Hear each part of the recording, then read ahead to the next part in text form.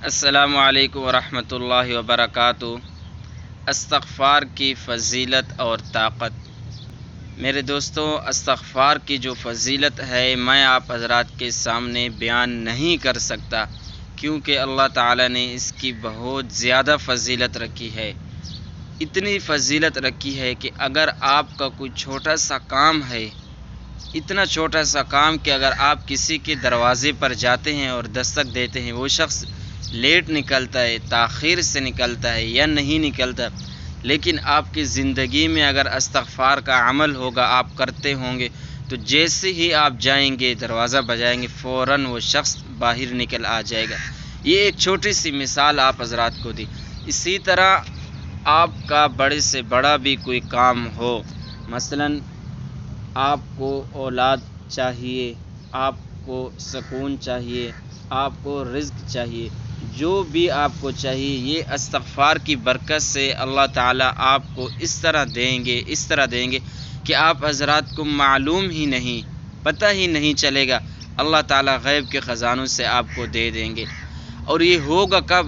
یہ تب ہوگا جب ہم محنت کریں، کوشش کریں، اللہ کی طرف جائیں، اللہ سے مانگیں۔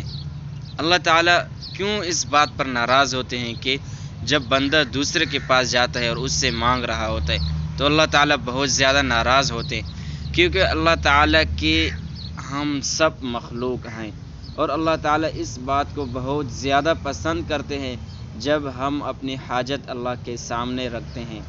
میرے استاد محترم ایک بار ایک واقعہ سنا رہے ہوتے ہیں، تو وہ کہتے ہیں کہ اللہ سے اتنا مانگو کہ ایک بزرگ جو کہ سارے دن کے معاملات رات کے وقت اللہ تعالیٰ کے سامنے رکھتا ہے، یا اللہ آج میں فلاں جگہ گیا، میرا کام نہیں ہو رہا تھا، آپ نے مدد کی، میرا کام ہو گیا، آج میں فلاں جگہ گیا، میرا یہ کام ہو گیا، یا اللہ آپ کا شکر ہے۔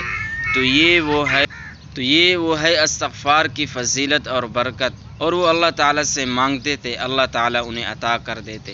تو اسی طرح اگر ہم اپنی زندگی میں استغفار لائیں گے، جتنا زیادہ ہو سکے استغفار کی کثرت کریں، انشاءاللہ جو آپ کو ضرورت ہوگا، اولاد ہو، رزق ہو، سکون ہو، مال و دولت ہو، اللہ تعالیٰ انشاءاللہ آپ کو اتنا نوازیں گے کہ آپ حیران رہ جائیں گے۔ تو یہ تھا ہمارا آج کا مختصر سا ویڈیو۔ اگر آپ حضرات کو اچھا لگے تو پیارا سا ایک کمنٹ کر دیں، اور صدقہ جاریہ کی نیت سے اپنے دوستوں میں بھی شیئر کر دیں۔ جزاک اللہ۔